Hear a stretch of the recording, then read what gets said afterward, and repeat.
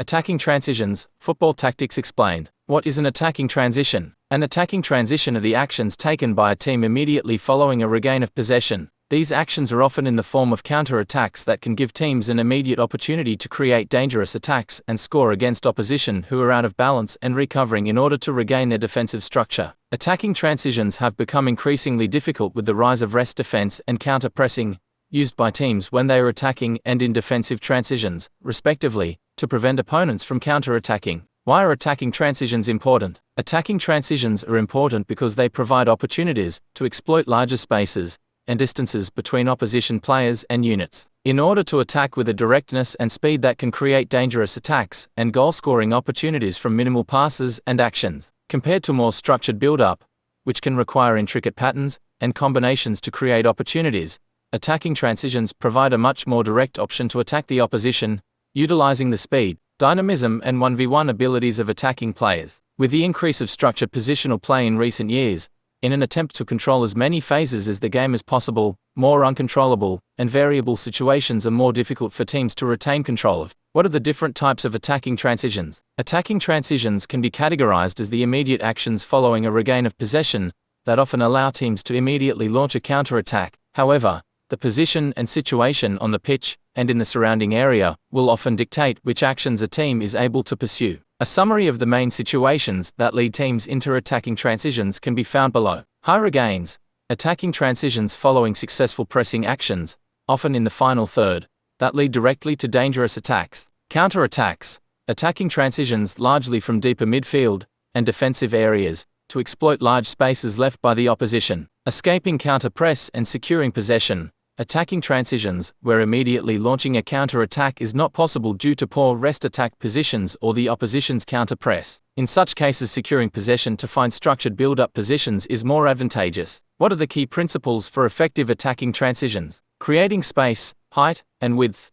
Wingers, and/or the central striker, making runs in behind or into space outside the defending team's shape, to provide forward options for the deeper ball player to play into. Speed, transitioning from a compact defensive structure to an expansive attacking shape as quickly as possible, ensuring that any passes or runs made in these moments are at speed. Penetration, playing forwards at the earliest opportunity into the highest possible line, penetrating through the opposition's defensive lines. Support, deeper players supporting with forward runs once attacking transitions have begun, to maintain momentum and ensure there are available follow-up options after playing forwards. Which coaches have been notable for their team's attacking transitions? Andoni Iraola. Andoni Iraola and his Bournemouth side are an example of the resurgence of attacking transitions, with the Premier League seeing the most shot-ending and goal-ending fast breaks per game on record. During the 2024-25 season, his Cherries team have been exceptional in generating attacking transitions from high regains, pressing with an unrelenting intensity that leads to high regains and turnovers from which they can immediately create dangerous opportunities. After pressing Newcastle below and forcing Joelinton to face back towards his own goal, Bournemouth's Antoine Semenyo took this as a trigger to be aggressive in pressure and regain high up the pitch, the start of a dangerous attacking transition close to goal. Following this, Justin Kluivert and Marcus Tavernier supported with width and created space on the outside. Evanilson made an intelligent run between and in behind Newcastle's disjointed centre-backs. His action created space for Semenyo to travel inside the box, before crossing low across the face of goal for Tavernier to score. The latter timed his arrival at the back post ahead of Newcastle's recovering defensive line. Antonio Conte. Italian coach Antonio Conte is well known for the threat his teams possess in attacking transition, albeit in a more traditional sense, through counter-attacks that follow defending in deeper, low-block structures. An example from his Serie A winning Napoli side is shown below. It is similar to the Bournemouth example above, but in Napoli's case following a slightly deeper regain from a compact mid-block structure. Scott McTominay travels forward to exploit space created by Torino's dropping defensive line, who attempted to delay Napoli's progression. Matteo Politano and Kvicha Kvaratskhelia support outside Torino's full-backs, creating the width needed to accelerate the attack with speed and momentum. This caused a dilemma for Torino's full-backs.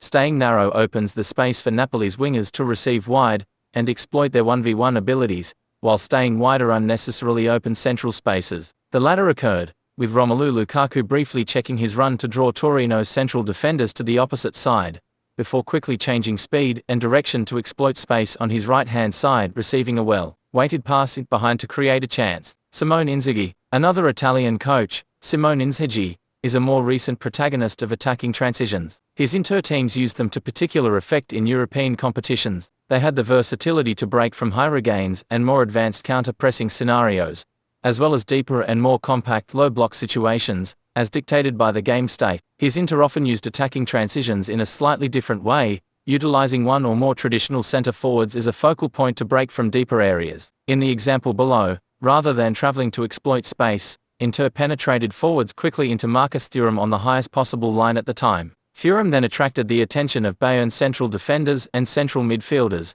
who vacated their secure central positions, in an attempt to restrict Thuram and regain possession. However, due to Thuram's physicality and ability to protect possession under pressure, it created a vast amount of space for Inter to exploit. Lautaro Martinez intelligently pulled wider to lure Bayern's defensive line wider and increase the space available to exploit. This allowed Thuram to quickly connect into the deeper supporting Nicolo Barella, to find Henrik Mkhitaryan in behind Bayern's high defensive line. In doing so, Inter created an extremely dangerous attacking transition with a minimal number of passes and actions. To learn more from professional coaches courtesy of Coach's Voice, visit CV Academy.